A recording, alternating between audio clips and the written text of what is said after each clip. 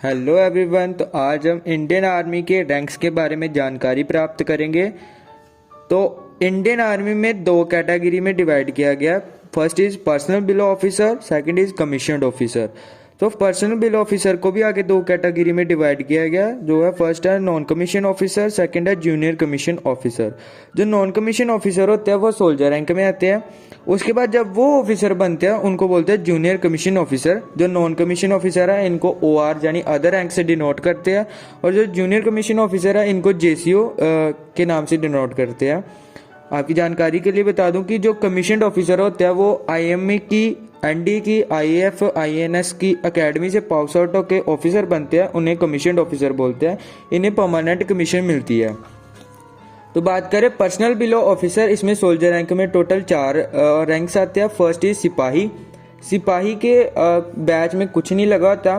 Second is last Naik. Last Naik के shoulder के ऊपर एक V शेप का रैंक लगा होता है। उसके बाद तीसरे नंबर पर आता है नायक, उसके भी सोल्जर के ऊपर 2 V शेप के रैंक लगा होता है। एंड लास्ट हमारे पास आता है हवलदार, उसके 3 V शेप लगे होते हैं। उसके बाद आता है जूनियर कमीशन्ड ऑफिसर JCO, इसमें 3 रैंक आते हैं। फर्स्ट है नायब सूबेदार। नायब सूबेदार के कंधे पर 1 स्टार होता है और रेजिमेंटल की पट्टी होती है। उसके बाद आता है सेकंड सूबेदार, उसके कंधे पर 2 स्टार होते हैं, 1 रेजिमेंटल की पट्टी होती है। और तीसरे नंबर पर आता है सूबेदार मेजर। सूबेदार मेजर के कंधे पर एक अशोक स्तंभ होता है और रेजिमेंटल की पट्टी होती है। बात करते हैं आगे कमीशन्ड ऑफिसर, जिन्हें CO कहते हैं, कमांडिंग ऑफिसर। इसमें टोटल 10 रैंक आते हैं। जो NDA IMA से पास आउट कैंडिडेट होते हैं उन्हें लेफ्टिनेंट रैंक प्रमोट किया जाता है, जिसे ब्रिटिश भाषा में लेफ्टिनेंट कहते हैं।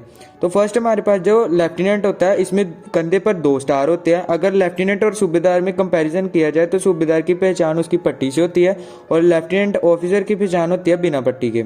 उसके बाद दूसरे नंबर पर हमारे पास आता है कैप्टन। कैप्टन के कंधे पर 3 5 पॉइंटेड स्टार होते हैं।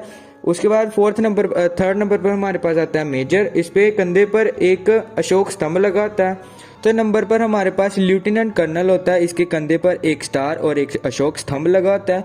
उसके बाद हमारे पास आता है कर्नल। कर्नल के कंधे पर 2 स्टार और 1 अशोक स्तंभ लगा होता है। फिर आता है हमारे पास ब्रिगेडियर। ब्रिगेडियर के कंधे पर 3 स्टार और 1 अशोक स्तंभ लगा होता है। उसके बाद आता है मेजर जनरल। मेजर जनरल के कंधे पर 1 क्रॉस टन और 1 स्टार लगा होता है। उसके बाद आता है लेफ्टिनेंट जनरल, उसके कंधे पर 1 क्रॉस टन और अशोक स्तंभ लगा होता है। उसके बाद आता है जनरल। जनरल के कंधे पर क्रॉस टन, 1 स्टार और अशोक स्तंभ लगा होता है। और उसके बाद जो लास्ट हमारे पास आता है फील्ड मार्शल, उसमें क्रॉस टन को वरमालाओं से सजाकर उसके ऊपर अशोक स्तंभ रखा गया। हमारी जो इंडिया की फर्स्ट फील्ड मार्शल बने थे वो उनका नाम है सैम मानेकशॉ, जो कि 1st battalion of the Gorkha rifle